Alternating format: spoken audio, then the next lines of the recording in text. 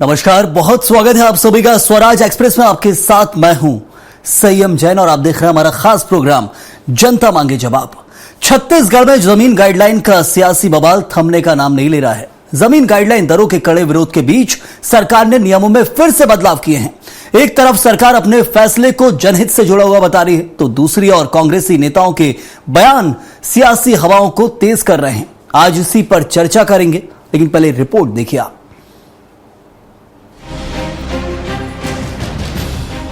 विष्णुदेव साय सरकार के जमीन गाइडलाइन की दरों में किए बदलाव का विरोध प्रदेश भर में देखने को मिला। कड़े विरोध के बीच जमीन गाइडलाइन से जुड़े ज्ञापन, सुझाव और प्रस्तावों के आधार पर कई नियमों में फिर से बदलाव किए हैं। सरकार अपने इस फैसले को जनहित के लिए जरूरी बता रही है। कैबिनेट मंत्री टंकराम वर्मा ने मुख्यमंत्री विष्णुदेव साय को संवेदनशील बताते हुए कहा है कि जन कल्याण ही प्रदेश सरकार की प्राथमिकता है। हमारे माननीय मुख्यमंत्री जी की प्राथमिकता है जन कल्याण, प्रदेश हित, प्रदेश के हित में, लोगों के हित में जो होगा वो काम किया जाएगा। और हमारे माननीय मुख्यमंत्री जी बहुत संवेदनशील हैं और इस दिशा में आज माननीय मुख्यमंत्री जी का स्टेटमेंट भी आया है कि जनता के भावना के अनुरूप कांग्रेस जमीन गाइडलाइन दरों में हुए बदलाव का भी बढ़ चढ़कर विरोध कर रही है। कांग्रेस के तमाम नेताओं ने रायपुर के राजीव गांधी चौक में फैसले के खिलाफ घंटों प्रदर्शन किया। सरकार और मंत्री के तमाम दावों को नकारते हुए कांग्रेस प्रदेश अध्यक्ष दीपक वैस ने सरकार पर जमकर निशाना साधा। प्रदेश से लेकर केंद्र की सरकार को आड़े हाथों लेते हुए वैस ने कहा कि बीजेपी सरकार ने कभी भी जनता के हित में फैसले नहीं लिए। जनता के विरोध को देखते हुए कुछ सुधार किया है, लेकिन और भी सुधार की जरूरत है। आखिर जनता का विरोध के कारण 200 यूनिट तक माफ करना पड़ा और बढ़ी हुई गाइडलाइन दर बढ़ाना पूरे देश की जनता में आक्रोश है। मजबूरी है, वापस लेना पड़ रहा है। जमीन गाइडलाइन दरों के नियमों का यह बदलाव सरकार का जनता को अपने खेमे में लेने का एक प्रयास हो सकता है, लेकिन विपक्ष के तेवर से स्पष्ट है कि आगामी शीतकालीन सत्र में सदन में भी पूरे मामले पर तीखी नोक-झोंक देखने को मिल सकती है। ऐसे में देखना होगा कि सरकार का यह फैसला जनता को राहत देता है या आगे भी जमीन गाइडलाइन का मुद्दा सुर्खियों में बना रहेगा। रायपुर से राहुल अग्निहोत्री की रिपोर्ट। तो गाइडलाइन और राहत पर तकरार, इस पर चर्चा करेंगे। चर्चा के लिए मौजूद हमारे साथ कुछ खास मेहमान। शताब्दी पांडे बीजेपी प्रवक्ता हैं, साथ ही धनंजय सिंह ठाकुर कांग्रेस के प्रवक्ता हैं। आप दोनों का बहुत बहुत स्वागत है इस चर्चा में जुड़ने के लिए। के शर्मा वरिष्ठ पत्रकार हैं, आपका ही बहुत स्वागत है इस चर्चा में। शताब्दी जी, लगातार प्रदर्शन हुए, दुर्ग के अंदर लाठी चार्ज किया गया, खूब लाठियां भांजी गई लोगों के ऊपर। जमीन गाइडलाइन में जो बदलाव किए गए थे पंजीयन को लेकर, उसका विरोध किया जा रहा था। विरोध को सरकार पहले समझ नहीं रही थी, लेकिन फिर जैसे ही आपके ही सांसद ब्रजमोहन अग्रवाल ने विरोध किया, एक पत्र लिखा मुख्यमंत्री के नाम और उसमें बताया गया कि इससे 1% लाभान्वित हो सकते हैं, लेकिन 99% लोग परेशानी होंगे। और विस्तार से समझाया गया उनके द्वारा कि कैसे टीम बनाई जाए, गठित की जाए और उसके बाद फिर शहरी तौर पर मूल्यांकन किया जाए और फिर आगे बढ़ा जाए। तो ये कहीं ना कहीं क्या विपक्ष की आवाज नहीं समझी गई, जनता की आवाज नहीं समझी गई, लेकिन जैसे ही अपने सांसद ने बोला उसके बाद फिर विचार किया सरकार ने, लगता है? नहीं, ऐसा कुछ नहीं है संयम जी। ये एक सतत प्रक्रिया है और पहले भी जब ये गाइडलाइन दरें आई थी उस वक्त भी एक ऑप्शन दिया गया था कि जिला स्तर पर जो हमारी इसकी समितियां होती हैं, विभिन्न सुझाव मंगाए जाते हैं, प्रस्ताव मंगाए जाते हैं और जिला स्तरीय समितियों के द्वारा भेजे गए सुझाव और प्रस्ताव के आधार पर आगे इसमें खुला रखा गया था कि परिवर्तन हो सकता है। तो ऐसी कोई बात नहीं है कि ये कोई किसी के दबाव से या कुछ कहने से, ये सतत प्रक्रिया है। और जहां तक हमारे पार्टी के वरिष्ठ जनों के द्वारा कहे जाने की बात है, तो निश्चित रूप से खुले मन से सभी अपने सुझाव देते हैं, उस पर चिंतन मनन किया जाता है। आम जनता के भी सुझाव आ रहे हैं, आम जनता के भी प्रस्ताव आ रहे हैं और यह जो पूरा निर्णय भारतीय जनता पार्टी के सरकार के द्वारा लिया गया है, ये कई वर्षों से जो लंबित था, 1968 के बाद से इस प्रकार का कोई भी परिवर्तन नहीं हुआ था। तो जब तक अपनी जमीन के दरों को वास्तविक बाजार मूल्य के बराबर नहीं रखा जाएगा तो इसमें किसानों और अन्य आम जनता को कहां इससे लाभ हो सकता था। शताब्दी जी, इस लेकिन एक प्रकार लंबा से दौर ये बीजेपी का रहा है। 15 साल बीजेपी ने राज किया छत्तीसगढ़ के अंदर। यदि बदलाव नहीं किया गया तो हम देख रहे हैं लगातार विपक्ष पर आरोप लगाए जा रहे हैं कि 2017 से 17-18 के बाद से बदलाव की कोशिश थी, फिर कांग्रेस की सरकार रही, उसने रोक के रखा और ऊपर से रिफंड दे दिया। लेकिन कांग्रेस की जो दरें थी उनको कम करके बीजेपी ने कोशिश की थी। मुख्यमंत्री विष्णुदेव साय भी समझाते आए कि वर्तमान समय के हिसाब से जरूरी है, भले ही जनता नहीं समझ पा रही है, विपक्ष नहीं समझ पा रहा है, लेकिन जैसे आपके सांसद ने कहा, खुद लिखकर समझाया कि पहले बहुत जरूरी कि एक क्षेत्रफल के हिसाब से इसे समझा जाए, रिव्यू किया जाए, उसके बाद कोई चीज लागू की जाए। और दूसरी चीज है, 15 साल बीजेपी का कार्यकाल था, क्या वहां चूक हुई थी इसे लागू करने में? क्योंकि वर्तमान दरें जो एकदम से बढ़ी है, 50,000 की चीज सीधे 5 लाख, बार बार यही सवाल उठ रहा है, तो कुछ ना कुछ क्या उस समय छूट गया था जो अब किया जा रहा है? देखिए, ऐसा है कि जहां पर भी ऐसा कुछ महसूस होगा कि यहाँ कोई विसंगति है तो उसके लिए बिल्कुल खुला है। कोई भी प्रकार का अगर मान लीजिए सुझाव आता है जिलों से, आम जनता की ओर से, तो इसमें किसी भी प्रकार के परिवर्तन की बात कही है हमारी सरकार ने। यह जो परिवर्तन किया गया है, मेरा ऐसा मानना है कि पारदर्शिता लाने के लिए, और जो ये कच्चे पक्के का खेल होता था और आम जनता पर जो बोझ पड़ता था, इसको दूर करने के लिए किया गया है। और आज आप देखेंगे कि जो केंद्रीय मूल्यांकन समिति की ओर से जो नए अमेंडमेंट्स और बताए गए हैं, जिसमें कि मल्टी स्टोरेड बिल्डिंग के लोगों को क्या लाभ होगा और कमर्शियल कॉम्प्लेक्सेस में क्या लाभ होगा, तो इस प्रकार से आप देखिए किसानों, आम जनता, व्यापारी, व्यवसायी, सबका ध्यान रखते हुए इसमें अमेंडमेंट्स किए गए हैं। आज कुछ भी समझ में न आने की वजह से कांग्रेस के द्वारा भ्रम फैलाया जा रहा है। कृपया इस प्रकार का भ्रम न फैलाया जाए और क्या परिवर्तन वास्तव में किए गए हैं, इस पर अध्ययन, मनन, चिंतन करके ही कुछ बोला जाए। और यदि कहीं लगता है कि इसमें सुधार की गुंजाइश है तो निश्चित रूप से जनता के सुझाव स्वागत है। चलिए, बिल्कुल धनंजय जी, बहुत बदलाव अब किए जाएंगे, पहले किए गए थे, अब फिर किए जाएंगे। जल्दी ये फैसले को वापस ले लिया गया या संशोधित करके लिया गया, अभी और समझने में वक्त लगेगा। लेकिन सबसे बड़ी चीज है, प्रदर्शन किया जा रहा था, ना सिर्फ दुर्ग के अंदर बल्कि छत्तीसगढ़ के और शहरों में भी ये प्रदर्शन लगातार जारी था। खासतौर पर आम आदमी के लिए एक बड़ी राहत की खबर है, क्योंकि वही मिडिल क्लास जो मेहनत की कमाई से एक मकान बनाता है, जमीन खरीदता है, बहुत पैसे इकट्ठे कर करके, उसके लिए एकदम से बोझ आ गया था। लगातार लोगों ने प्रदर्शन किया है। खासतौर पर जो कहा जाता है रियल एस्टेट का काम करते हैं, एजेंट्स जो होते हैं, उनका एक बड़ा प्रदर्शन था दुर्ग के अंदर, खूब लाठियां खाई हैं। कांग्रेस का ही प्रदर्शन था, तो कांग्रेस के प्रदर्शन की सफलता या फिर सामूहिक नेतृत्व की सफलता आप कहते हैं?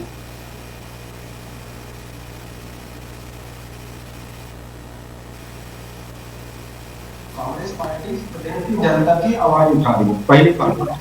दूसरी बात, आज भी वित्त मंत्री ओपी चौधरी ने झूठ बोला है, झूठ, सरासर नरेंद्र मोदी जी की तरह झूठ ही परोसा है लोगों को। गाइडलाइन के दर में 10% से लेकर जो 850% तक की वृद्धि की गई थी, वह वृद्धि आज भी बरकरार है। ये मैं नहीं कह रहा हूं, ये एक प्रेस विज्ञप्ति के माध्यम से कार्यालय महानिरीक्षक पंजीयन अधीक्षक मुद्रांक छत्तीसगढ़ रायपुर के द्वारा कहा जा रहा है। ये उसकी एक प्रेस विज्ञप्ति जारी हुई है सरकारी। इसमें 2-3 बातें समझने लायक है। पहली बात तो ये कि ये जो जमीन की गाइडलाइन की दर की बढ़ोतरी की गई है, ये वित्त मंत्री ओपी चौधरी की मनमानी है। वो सिस्टम का पालन नहीं किए हैं और इसके लिए सीधा सीधा मुख्यमंत्री विष्णु साय जी जिम्मेदार है। ये हम नहीं कह रहे हैं, ये जो पंजीयन अधीक्षक मुद्रांक कार्यालय से प्रेस विज्ञप्ति आया वो ये कह रहा है। इसमें 2 चीज है, एक वो 1400 वर्ग मीटर की जो जमीन के भूखंड को इंटीग्रेट किया गया है जी, उससे कुछ गरीबों को लाभ मिलेगा, लेकिन उसके भी गाइडलाइन के दर जो बढ़ाया गया है उसमें किसी प्रकार से कोई कमी नहीं की गई। दूसरी बात, ये खुद इस बात को स्वीकार कर रहे हैं, जब जमीन गाइडलाइन दर बढ़ोतरी किया गया तो मूल्यांकन के लिए जो केंद्रीय मूल्यांकन बोर्ड है उसको नहीं भेजा गया है, क्योंकि केंद्रीय मूल्यांकन बोर्ड को जब जमीन गाइडलाइन दर की बढ़ोतरी के बाद प्रस्ताव को भेजा जाता है तो उसके विधिवत दावा, आपत्ति ज्ञापन मंगाए जाते हैं, जो नहीं किया गया है। इसलिए केंद्रीय मूल्यांकन बोर्ड कह रहा है कि आज से लेकर 31 दिसंबर तक दावा आपत्ति आप कर सकते हैं। तो ये सरासर इस प्रदेश की जनता से झूठ बोल रहे हैं। तीसरी बात, इन्होंने बहुमंजिला भवन, कमर्शियल कॉम्प्लेक्स के जो रियायत देने का काम किया है, उससे आम गरीब आदमी को क्या लाभ होगा? कुछ बिल्डरों को लाभ हो सकता है, कुछ पूंजीपतियों को लाभ हो सकता है, लेकिन जो व्यक्ति 500 स्क्वायर फीट में अपनी मकान बनाने के सपना देख रहा है, 1000 फुट में मकान बनाने की सपना देख रहे हैं, उनको कोई लाभ नहीं है। उनको किसी प्रकार से रियायत नहीं गाइडलाइन के दर में। आज भी जो 800 850% जो गाइडलाइन चार्ज शहर के भीतर में उसको देना पड़ेगा, किसानों को 50% ऊपर उनको देना पड़ेगा। तो ये सिर्फ प्रदेश को गुमराह कर रहे हैं, क्योंकि प्रदेश की जनता आक्रोशित है और मुख्यमंत्री जी कल कहते हैं कि हम इस पे जनता को परेशानी है तो निर्णय करेंगे वापसी का। उसके बाद आज ये प्रेस रिलीज सरकारी जारी होता है, तो सीधा सीधा समझ में आ रहा है कि जो 20 नवंबर के बाद जो यहाँ पे रजिस्ट्री हुई है वो किस दर पर हुई है। पहली बात, क्या वो नई गाइडलाइन की दर पर किया गया रजिस्ट्री, तो क्या इस सरकार उस पैसे को रिवर्स करेगी। दूसरी बात, आज से 31 दिसंबर तक दावापत्ती मंगाया जा रहा है, तो इस दौरान जो रजिस्ट्री होगा वो किस दर पर होगा। तो ये प्रदेश की जनता को ओपी चौधरी झूठ बोल रहे हैं, गुमराह कर रहे हैं और इनमें आपसी समन्वय की कमी है। जनता में आक्रोश है, किसी प्रकार का लाभ इस बदलाव से अभी लोग। धरन जी, क्या मानते हैं फिर, आपने फैसले को बारीकी से पढ़ा है, रिव्यू करके क्या लग रहा है कि ये फैसला या जो कहा जा रहा है वापस लिया गया, तो ये सिर्फ गुमराह करने लायक है या फिर वाकई कोई संशोधन हुआ है जिससे कुछ लाभ होगा? क्या कांग्रेस को लगता है? 1400 वर्ग फीट में जो भूखंड में इंक्रीमेंट आधार पर गणना के प्रावधान था उसको समाप्त किया गया है, लेकिन गाइडलाइन दर आज भी यथावत है। आज भी अगर वो जमीन अगर निमोरा में खरीदा जाएगा तो 850 रुपए के हिसाब से उसको पंजीयन शुल्क देना पड़ेगा। उस गाइडलाइन दर में कोई बढ़ोतरी नहीं की गई है। आज भी अगर कोई बिल्डर कोई कॉम्प्लेक्स बनाने के लिए जमीन खरीदता है, कोई व्यापारिक संस्थान बनाने की जमीन खरीदता है, तो उसको आज भी शहर के भीतर 850 रुपए 850% बढ़ोतरी जो गाइडलाइन दर की गई उसको देना पड़ेगा। बिल्कुल, और जान लेते हैं जरूर। के शर्मा जी भी हमारे साथ हैं। शर्मा जी, ये जो बदलाव किए गए हैं कैसे समझें इसको? नगर पालिका, नगरीय निकाय जो क्षेत्र है, नगर निगम, नगर परिषद और नगर पालिका, तीनों में अलग अलग जो गाइडलाइंस के रेट थे, और इसके अलावा जो बताया जा रहा है धनंजय जी की तरफ से, क्या वो जमीनी स्तर पर लागू होता दिखेगा? और सबसे बड़ी चीज है, क्या कुछ बदलाव हुआ है वो जनता समझना चाहती है? क्योंकि देखा जाता है जब भी आक्रोश निकलता है, बदलाव की बात तो की गई है। क्या एक तरफ से ब्रजमोहन अग्रवाल की बात थी कि जन सुनवाई भी हो इस मामले में और पुरानी गाइडलाइंस लागू की जाए सबसे पहले, फिर सर्वे कराकर नई गाइडलाइंस की ओर आगे बढ़ा जाए? देखिए, केंद्रीय मूल्यांकन बोर्ड की आज जो विज्ञप्ति जारी हुई है उसमें 6 डिसीजन लिए गए हैं, जिसमें जो पहला चीज बात तो करेंगे तो धनंजय ठाकुर जो बात कह रहे हैं कि वो जो रेट है गाइडलाइन दरों में पुनरीक्षण का काम है, वो 21 तारीख तक जिला मूल्यांकन समिति से रिपोर्ट मांगी गई है। उसके बाद रेट में परिवर्तन होगा। आज की डेट में जो नया दर 18 नवंबर को लगभग जारी किया गया है, उसी के आधार पर ही रजिस्ट्री कराना होगा। जिनको कराना है कराए, नहीं तो इंतजार करेंगे इस स्थिति में। दूसरी चीज है कि आज ओपी चौधरी ने पत्रकार वार्ता में तमाम प्रकार के रिफॉर्म की बात कही है, डिजिटलाइजेशन की बात कही है और सुबह में जारी करने की बात कही है। सिंचाई सूचित और असंचित दो ही भाग की जो खेती की बात कही है, उसमें यदि किसी का मोटर लगा हुआ है, पानी की बोर की सुविधा है, उसका अलग से नहीं लगेगा, सूचित में गिना जाएगा। पेड़ है तो उसको लोग काट देते थे रजिस्ट्री समय, उसको रोकने के लिए पेड़ की रजिस्ट्री को जीरो के तमाम प्रकार की सुविधाओं की बात कही है। जैसे सुपर बिल्डअप एरिया के बजाय में बिल्डअप एरिया कहीं रजिस्ट्री होगा, तमाम प्रकार की अन्य। लेकिन जो रजिस्ट्री जो अभी कहना चाहिए कि गाइडलाइन दरों पर पुनरीक्षण जो है उसके लिए 31 दिसंबर तक के जिले के जो कलेक्टर अध्यक्षता में जो समिति बनी हुई है, जिला मूल्यांकन समिति, उसके रिपोर्ट के आधार पर उसमें परिवर्तन पर होगा। जो ब्रिजमोहन अग्रवाल जी आपत्ति कर रहे थे कि 888% की वृद्धि लभांडी और निमोरा रायपुर के आसपास के गाँव में था, नया रायपुर में जो ग्राम पंचायत है उसको शहरों में लेके जो गाइडलाइन परिवर्तन किया गया, तो उस पर सुधार के लिए अभी इंतजार करना पड़ेगा।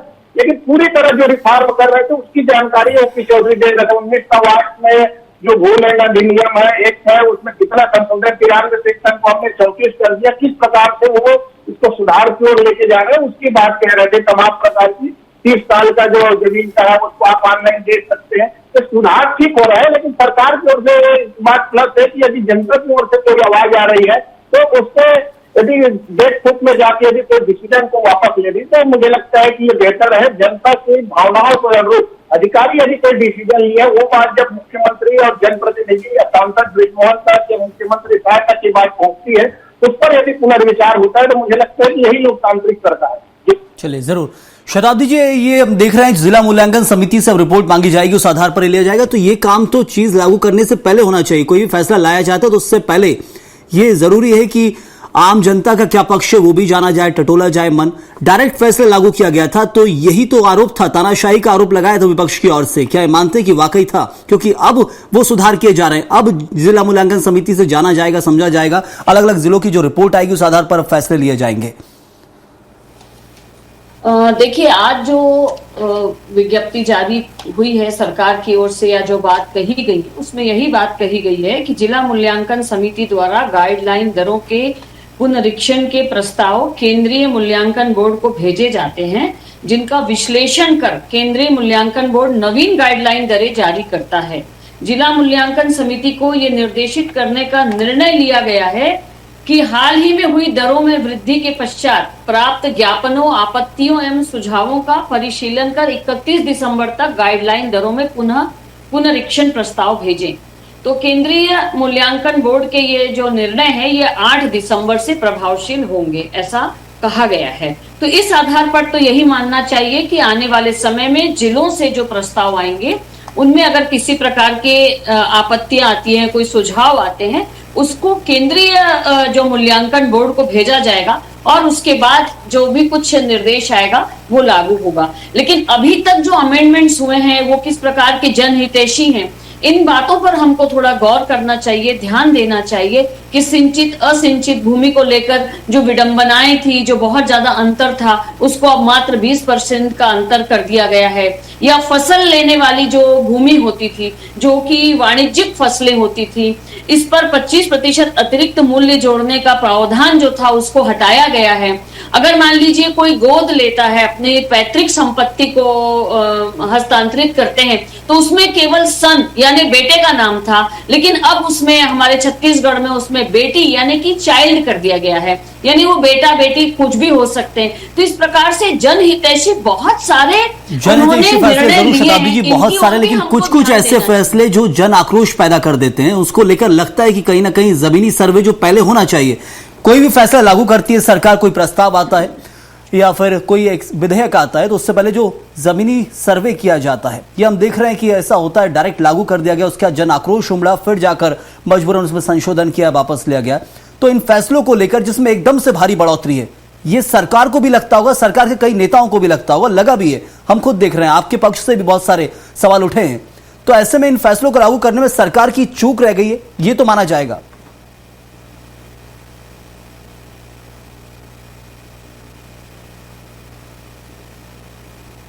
शताब्दी जी, मुझसे कह रहे हैं आप? हाँ जी, आपसे सवाल। जी, तो संयम जी मेरा बस यही कहना है कि जिस प्रकार के भी ऐसे रिफॉर्म्स होते हैं उसमें अगर मान लीजिए जनता की ओर से कोई सुझाव आते हैं, कोई इस प्रकार की बातें आती है, तो उस पर खुले मन से कहा गया है कि अगर कहीं पर ऐसी विसंगति पाई जाएगी तो जिला स्तरीय जो समिति है वो इसका निर्णय लेगी और ऐसे सुझाव भेजेगी केंद्रीय बोर्ड की ओर। और निश्चित रूप से जनहितैषी निर्णय आज तक हुए हैं, जनहितैषी निर्णय आगे होंगे। मैं बार बार कहना चाहूंगी कि इन रिफॉर्म्स में जिस प्रकार की कंडिकाओं को पहले 10,000 से ज्यादा कंडिकाएं थी उनको कम कर दिए गई, लगभग 4,000 कंडिकाएं कम की गई हैं। किस प्रकार से कॉम्प्लिकेटेड था उसको सरल किया गया है। इन सब चीजों की ओर भी हमको ध्यान देना चाहिए। कितना जनहितैषी ये रिफॉर्म है, अगर इसका हम समग्रता से अध्ययन करेंगे तो निश्चित रूप से मुझे लगता है कि मालूम होगा कि यह जो निर्णय लिया गया है ये जनहितैषी है कहीं पर भी। कांग्रेस की ओर से भूमाफियाओं को होने वाली परेशानियों को देखते हुए इस प्रकार के आरोप प्रत्यारोप किए जा रहे हैं जो नहीं करने चाहिए। कांग्रेस से जवाब लेते हैं। बिल्कुल बिल्कुल धनंजय जी, बीजेपी ने भारतमाला प्रोजेक्ट का जरूर सुझाव आते हैं तो वो खुले हैं, उसके लिए खुले हैं सरकार की तरफ से। धनंजय जी, भारतमाला प्रोजेक्ट का हवाला देकर ये कानून लाया गया था, जैसे ये लागू किया गया था, एक तरह से जो कहा गया कि बदलाव पंजीयन शुल्क में, तो उसके लिए कहा गया, हवाला दिया गया भारतमाला प्रोजेक्ट में जो गड़बड़ी भ्रष्टाचार हुई उससे एक सीख और सबक है। लेकिन उसके बाद यह फैसला लागू किया गया, विरोध लगातार दिखा और कुछ ऐसे फैसले ले रहे हैं बीजेपी शासनकाल में। अभी भी शताब्दी जी कह रही हैं कि फैसला सही है, समझने में और समझाने में हो सकता है चूक हो रही हो। यही देश के अंदर कृषि कानूनों को लेकर हुआ। प्रधानमंत्री ने खुद कहा कि हम समझा नहीं पा रहे हैं, जो फैसले हैं वो सही है, कानून सही है, ये चूक कहां हो रही है? क्या कांग्रेस विरोध तेज कर देती है? विपक्ष क्या इस वक्त सत्ता पक्ष का साथ नहीं दे रहा यदि फैसले जनहितैषी हैं तो? देखिए संयम जी, नरेंद्र मोदी जी से लेकर विष्णु शाह जी तक जितने भी निर्णय यहाँ पे हो रहे हैं, जितने भी फैसले हो रहे हैं, उसका सीधा सीधा नुकसान जनता को हो रहा है और अहंकार में फैसला लिया जा रहा है। बिजली बिल हाफ योजना इन्होंने बंद किया ना, अहंकार में सिर्फ एक पूंजीपति को फायदा पहुंचाने के लिए। आज उसमें यूटर्न लेने का काम किया है। और अगर जनहितैषी होते तो कांग्रेस सरकार के दौरान जो गरीबों को जमीन गाइडलाइन में 30% की छूट मिलती थी उसको खत्म नहीं करते। अगर ये जनहितैषी होते तो रिफॉर्म करते, तो रिफॉर्म करने के बाद उसका जिला में प्रकाशन करवाते, दावा पत्ती मंगाते, ना कि सीधा लागू कर देते। तो यहाँ तो सब कुछ साफ साफ दिख रहा है। खाता ना बही, ओपी चौधरी ने कहा वो सही, भले बाद में जनता विरोध करे तो अपने आप को हितैषी बताने की कोशिश करे। और शताब्दी जी भूमाफिया की बात करी थी ना, अभी बाजार में वो चर्चा गर्म है कि सरकार के एक मंत्री ने दामाखेड़ा में 300 एकड़ जमीन खरीदा है सस्ते दरों में, और उसी मंत्री ने नया रायपुर में 270 एकड़ जमीन खरीदा है सस्ते दरों में। खरीदने के बाद गाइडलाइन में बढ़ोतरी किया गया है। और भूमाफिया आप अगर कह रहे हैं तो क्या किसान कोई खेत खरीदता है तो क्या भारतीय जनता पार्टी की नजर में भूमाफिया है? कोई गरीब आदमी क्या 500 फुट 1000 फुट जमीन खरीद लेता है तो क्या भारतीय जनता पार्टी के नजर में भूमाफिया है? कोई व्यापारी अगर व्यावसायिक संस्थान बनाने के लिए, कोई बिल्डर अगर कॉम्प्लेक्स बनाने के लिए, तो क्या भाजपा के नजर में भूमाफिया है? मतलब नरेंद्र मोदी जी और विष्णु साय जी की जो कह दिए वो सही है। मतलब प्रदेश की जनता को आप भूमाफिया घोषित कर रहे हैं। आप एक नाकाम सरकार के बचाव जरूर में तो एक तरह से कांग्रेस के ऊपर आरोप थे, लेकिन आप सीधे आपने इसको आम जन के ऊपर डाल दिया है। शताब्दी जी का एक कहना था, समय कम है। के शर्मा जी, क्या बदलाव किए जाना चाहिए था? ये हम देख रहे हैं कि कोई भी सरकार यदि चुनकर आती तो आम जनता से आती, और आम जनता ने यदि सरकार को चुना है तो उसके फैसले भी फिर आम जनता के ही कहा जाता है कि आईना दिखाने के लिए नहीं है, बल्कि आपके ही फैसले हैं, आपके लिए लिए गए, आपके हित में। तो फिर समझाने में कौन सी कमी रह जाती है या कौन सा दोष रह जाता है? मुझे जो लगता है इसमें महत्वपूर्ण बात, अधिकारियों की समिति बना करके जो गाइडलाइन दरों में परिवर्तन किया गया है, जिसका जनप्रतिनिधि और जनता विरोध करने लगे, और कांग्रेस निश्चित रूप से मजबूत विपक्ष में है तो उसे ऐसे असर मिल जाते हैं। ऐसे अवसर की जगह में मुझे लगता है कि जनता और जनप्रतिनिधियों के सुझाव जो अब जिला स्तर पर जो समिति के माध्यम से मंगाया जा रहा है उस पर ध्यान देने की आवश्यकता है। हो सकता है कि अब इस गाइडलाइन दरों में कितना परिवर्तन होगा, कई जगह जो है रजिस्ट्री दर जो है बाजार दर से अधिक होगा, 8 गुना की जब बात आती है तो ये सुधार की आवश्यकता है। और सरकार यदि बैकफुट में जा रही है तो मुझे लगता है कि जनहित में इससे किसी को शर्मिंदा होने की आवश्यकता नहीं है। जनहित में आप काम कीजिए, विपक्ष मजबूत है, अपने ढंग से अपना काम कर रही है। जो नेताओं की बात धनंजय जी कर रहे हैं तो मतदाताओं की जिम्मेदारी है, प्रत्याशी जब अपना यह संपत्ति का ब्यौरा देता है चुनाव लड़ने के समय तो उस पर ध्यान रखें, उसकी कितनी बढ़ गई है, कितनी कम हो गई, कहाँ कहाँ जमीन खरीदी है।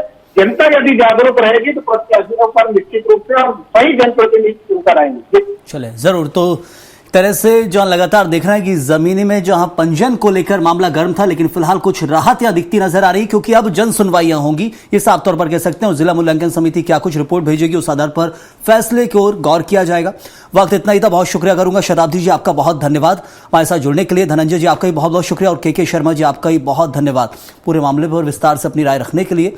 फिलहाल कुछ राहत सरकार की ओर से दी गई है। लगातार विरोध जारी था। दुर्ग में और प्रदेश के दूसरे शहरों में प्रदर्शन बहुत देखने को मिले थे। कई जगह लाठीचार्ज हुआ, विरोध किया जा रहा था, क्योंकि एकदम से इतनी बढ़ोतरी की गई कि मिडिल क्लास के ऊपर, आम आदमी के ऊपर एक बड़ा कठोर दंड जिसे कहा जाता है, यह समझाने की कोशिश विपक्ष कर रहा था। कितना लाभदायक ये रहा है, क्योंकि इस वक्त संशोधन किया गया, लेकिन संशोधन के बाद क्या बदलाव आएगा उसका इंतजार जरूर करना होगा। इस वक्त के लिए फिलहाल इतना ही। आप बने रहिए स्वराज एक्सप्रेस के साथ।